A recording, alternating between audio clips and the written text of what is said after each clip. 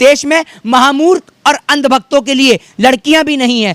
आप ये देखिए, ये इतने बड़े कलाकार लोग हैं कि ऊपर हेलीकॉप्टर में से, प्लेन्स में से, उसमें से हाथ हिला रहे हैं। आ सकते हैं क्या चू चू 2 बार आपसे चुनाव बोला नहीं जाता? आप भी क्या वो नहीं, शब्द पे आप नहीं जाए, शब्द पे आप नहीं जाए। क्या नहीं?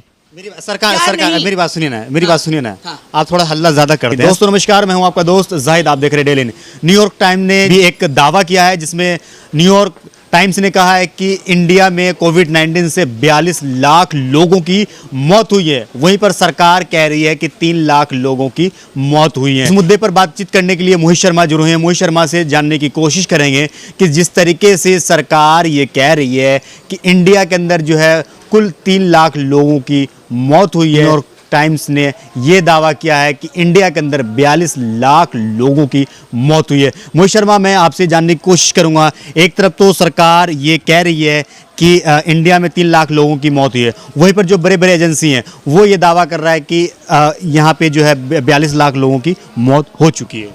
सरकार किसकी है? सरकार किसकी है? बीजेपी की। एजेंसियां किसके अंडर काम करती हैं? गवर्नमेंट के अंडर। तो गवर्नमेंट के विपक्ष में कोई दिखाएगा क्या? इतने लोग न्यूयॉर्क टाइम्स ने दावा किया है, दावा किया कि इंडिया कर रहा हूं, मैं इंडियन गवर्नमेंट की बात कर रहा हूं। जो आप कह रहे हैं, इनके पास कोई आंकड़ा नहीं है, इनके पास कोई वेरीफाइड आंकड़ा नहीं है गवर्नमेंट के पास। पिछली बार कितने लोग मरे कोरोना काल के दौरान? जितना माइग्रेन, जितना मजदूर, जितना लेबर पैदल गया, वो सब मरा, टोटल मरा। कोई भूख से मरा, कोई सड़क पे निकला तो पुलिस की लाठी और डंडे से मरा, कोई आत्महत्या करके मरा, लेकिन मरा।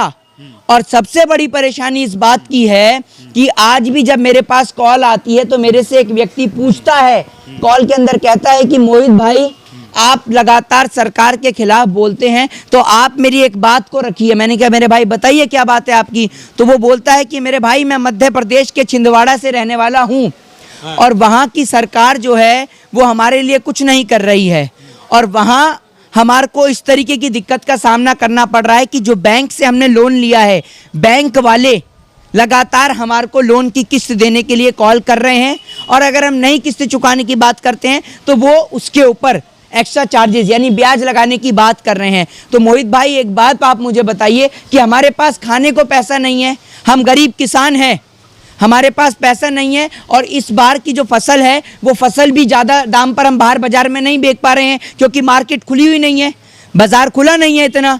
तो जो सब्जी है वो मजबूरन उन्हें आसपास की जगह पर बेचनी पड़ रही है। तो वो कह रहे हैं कि हम कहाँ से किस्त चुकाएं? हम किस्त चुकाने के लिए मना नहीं कर रहे हैं, हम चुकाएंगे, लेकिन अभी कहाँ से चुकाएं? तो सबसे बड़ी समस्या इस बात की है कि लोग लॉकडाउन से कम बेरोजगारी से ज़्यादा मर रहे हैं, बैंक की किस्तों के प्रेशर से ज़्यादा मर रहे हैं। इसके लिए गवर्नमेंट ने क्या पॉलिसी बनाई है, आप मुझे बताइए, आपसे जानना चाहता हूँ। देखिए, सरकार सिर्फ एक बात कह रही है कि कुछ दिनों की बात है, कोरोना को भी 1 साल से ऊपर हो चुका है, 1 साल से स्थिति बेहतर हुई है, 1 साल से कि जब से मोदी गवर्नमेंट आई है तब से। तो इंडिया में ही महामारी है, हर जगह पे है ना, आप किसी भी कंट्री में चले जाएं, हर जगह महामारी है, हर जगह महामारी देश परेशान है। तो एक मिनट, हर जगह महामारी है, लेकिन भूख अगर इंडिया के अंदर ही होता है, आप मेरी बात सुनिए, अगर इंडिया के अंदर ही होता तो आप ये चीज कहते कि बीजेपी गवर्नमेंट की नाकामी है, लेकिन ये तो हर जगह हो रहा है। तो भूख से मरने की जिम्मेदारी गवर्नमेंट लेगी नहीं लेगी? मेरठ के अंदर जब एक 22 वर्षीय युवा लॉकडाउन के अंदर पंखे से लटक के आत्महत्या करता है, उसकी जिम्मेदारी गवर्नमेंट लेगी नहीं लेगी? भूख के कारण इस देश का माइग्रेन सड़क पे निकल कर जाता है, उसकी जिम्मेदारी गवर्नमेंट लेगी या नहीं लेगी? या उसकी जिम्मेदारी भी आप लेंगे या हम लेंगे? क्या नहीं? सरकार मेरी बात सुनिए ना, मेरी बात सुनिए ना। आप थोड़ा हल्ला ज्यादा करते हैं। सरकार तो कह रही है कि हम कर रहे हैं ना, काम कर रहे हैं ना। आप माइग्रेंट लेबर की बात कर रहे हैं, अगर माइग्रेंट लेबर कहीं पर भी लॉकडाउन लगता है, कहीं पर भी लॉकडाउन लगता है, तो सरकार सुविधाएं दे रही है ना, ट्रेन चल रही है ना। अरे भैया, क्या सुविधा दे रही है गवर्नमेंट, ये बताइए। लोगों को पहुंचाया जा रहा है ना। आपने कहा ट्रेन के टिकट का दाम क्या है? मतलब लोकल ट्रेन नहीं चलेगी, लोकल ट्रेन में कोरोना हो जाएगा, लेकिन राजधानी के स्ट्रक्चर वाली ट्रेन, शताब्दी के स्ट्रक्चर वाली ट्रेनें दौड़ेंगी, उनसे कोरोना नहीं होगा। ऐसा कैसे भाई? राजधानी और शताब्दी में बैठने से कोरोना नहीं होता। राजधानी, शताब्दी में और फ्लाइट में कोरोना चढ़ने से मना करता है, लेकिन आम जनता के लिए ट्रांसपोर्ट खोल दें, लोकल ट्रेन खोल दें तो कोरोना चढ़ जाता है। ऐसा कहता है क्या कोरोना? वीआईपी लोगों का ही यहाँ पे वीआईपीओं का ही बोलबाला है भाई साहब।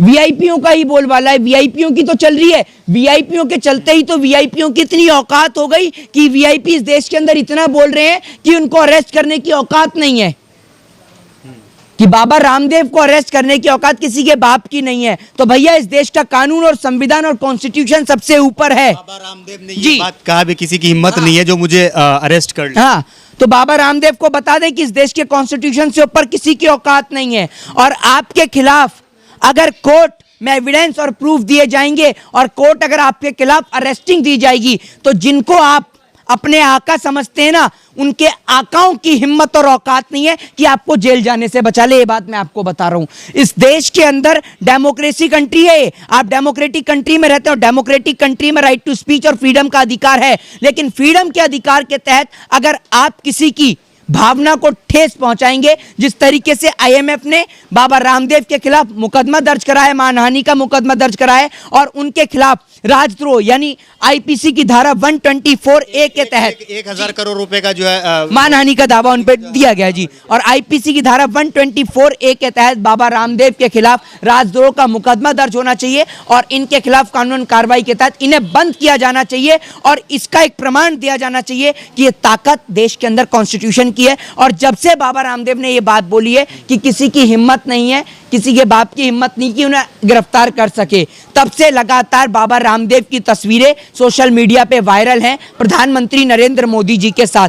क्या उनको समर्थन और सहयोग देने के लिए क्या प्रधानमंत्री नरेंद्र मोदी जी का हाथ है या किसका हाथ है जो सोशल मीडिया पे फोटोज वायरल हो रही हैं? योगी आदित्यनाथ ने दावा किया है कि कोरोना जो है हार गई, अब यूपी पूरी तरीके से सुरक्षित है। इस पे आप क्या कहना चाहेंगे? जिस तरीके से योगी आदित्यनाथ कोरोना हारा चाहे नहीं हारा, लेकिन आप 22 का चुनाव डेफिनेटली 100% श्योरिटी के साथ हार चुके हैं। कोरोना हारे चाहे ना हारे, लेकिन आप हार चुके हैं, ये ध्यान रखिए। क्यों? आपकी नाकामयाबी के चलते आपने सुनिए, योगी आदित्यनाथ ने कोरोना को हराया है तो और पार्टी जो चुनाव लड़ेगी उसको भी हरा सकते हैं। क्या चू 2 बार आपसे चुनाव बोला नहीं जाता? आप भी क्या वो शब्द पे आप नहीं जाए, शब्द पे आप नहीं जाए, कभी आप भी बोलते हैं शब्द पे ना जाए। अरे मेरी बात तो सुन लीजिए, फैक्ट पे ही बात कर रहा हूँ। एक बात बताइए, ऑक्सीजन की कमी तो आज हो रही है अस्पताल में, इससे पहले यूपी के अंदर ऑक्सीजन की कमी के कारण बच्चे मरे। किसकी नाकामयाबी? किसकी नाकामयाबी?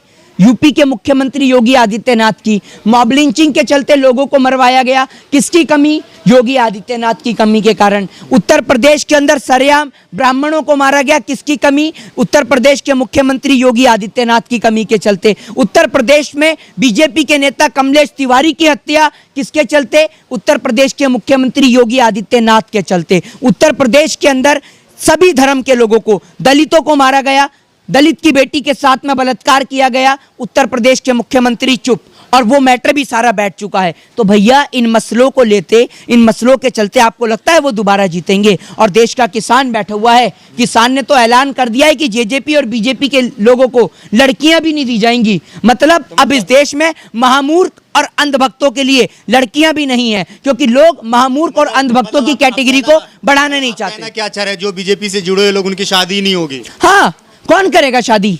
आप करना चाहेंगे बीजेपी के घर के लोगों से? आप अपने घर की शादी कराएंगे ऐसे लोगों से? जो लोग एक गाय का बछड़ा इतना जानता है कि माँ का दूध पीऊंगा तो ताकत आएगी। एक गाय का बच्चा अपनी माँ का दूध पीता है, लेकिन ये इतने बड़े अंधभक्त हैं, ये गाय का गौमूत्र पीते हैं दूध को छोड़कर। भैया हम गाय का दूध पीते हैं, गौमूत्र नहीं पीते। तो भैया आपसे हाथ जोड़ के निवेदन है, आप जैसे देश के अंधभक्तों से। चाह रहे हैं कि जो आप जिसको अंधभक्त बोलते हैं, जी, मतलब अब अंधभक्त की शादी नहीं होगी? ये मैं नहीं कह रही, ये मैं नहीं, ये हरियाणा के अंदर तमाम लोग कह रहे हैं। हाँ, हरियाणा के जो किसान ने अनाउंसमेंट किया है कि जो बीजेपी से जुड़े हुए लोग हैं उनके घर में अब हमारे इनकी शादी नहीं होगी। हाँ, तो आपने पूछा वो कहाँ जाएंगे? तो जैसे मोदी जी का आत्मनिर्भर भारत है, आत्मनिर्भर अंधभक्त, स्टैंड आत्मनिर्भर अंधभक्त, समझ रहे हैं आप? आत्मनिर्भर अंधभक्त हैं, अकेले जी लेंगे। प्रधानमंत्री अकेले जी रहे हैं, उत्तर प्रदेश का मुख्यमंत्री अकेले जी रहा है, हरियाणा का मुख्यमंत्री अकेले जी रहा है, तो अंधभक्त भी अकेले जी लेंगे। इनको तो आदत ही अकेले जीने की।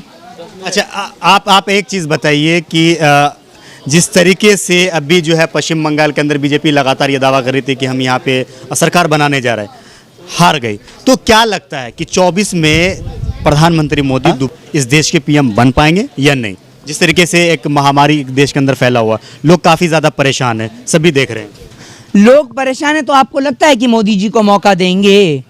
इंडिया में तो मिलने वाला है नहीं, और बाकी कोई और देश अगर तराश रखा हो तो वहां से आप चुनाव लड़ सकते हैं, शायद वहां आपको मिल जाए मौका, लेकिन इंडिया में नहीं मिलने वाला।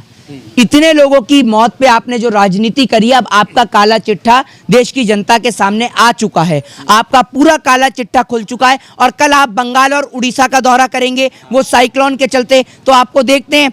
आप ये देखिए, ये इतने बड़े कलाकार लोग हैं कि ऊपर हेलीकॉप्टर में से, प्लेन्स में से, उसमें से हाथ हिला रहे हैं जैसे लोग इन्हें देख रहे हैं। आप एक बात बताइए, इतनी ऊपर आपको फ्लाइट, ऊपर इतनी ऊपर आपको एरोप्लेन में से लोग देखेंगे जो आप हाथ हिलाकर दिखा रहे हैं। आपको फोटोग्राफी का, फोटो शूट का इतना शौक है, और इनकी माँ भी घबरा रही हैं कि बेटा नोटबंदी की लाइन में लगा दिया, कहीं अब की बार ऑक्सीजन की लाइन में मत लगा दियो मुझे। इनकी माँ भी घबरा रही हैं इस बात की माँ, प्रधानमंत्री मोदी की माँ। मैं भी घबरा रहा हूँ इस बात से कि बेचारी उस बूढ़ी माँ को नोटबंदी की लाइन में लगा दिया, कहीं अब की बार अगर गलती से ऑक्सीजन की लाइन में ना लगा दें उन्हें। तो भैया संभलिए और संभल के रहने की जरूरत है पूरे देश को। जय हिंद, जय भारत, वंदे मातरम। तो मेरे साथ यहाँ पे कई मुद्दों पे बातचीत करने के लिए मोहित शर्मा जुड़े थे। इनसे हमने कई मुद्दों पे जानने की कोशिश करी है। आपको क्या लगता है इस वीडियो के नीचे कमेंट करके जरूर बताएगा। वीडियो को अगर आपको अच्छा लगा तो इसे लाइक और शेयर जरूर कीजिएगा। जय हिंद, जय भारत, अपना ख्याल रखिए, हंसते रहिए, मुस्कुराते रहिए। सही बन गई।